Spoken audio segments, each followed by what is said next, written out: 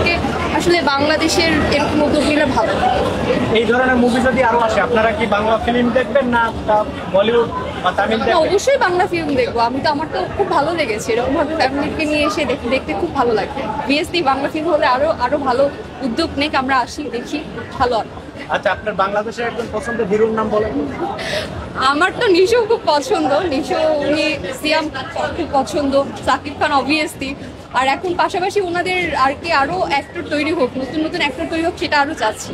আচ্ছা, শাকিব খানের এই মুভিটাই যে লুক, এই লুক দেখে যারা শাকিব খানকে আগে পছন্দ করতো না বা শাকিব খানের মুভি যারা দেখতো না, তারাও বলতেছে যে শাকিব খানের এই বরবাদ দেখে প্রেমে পড়ে গেছে।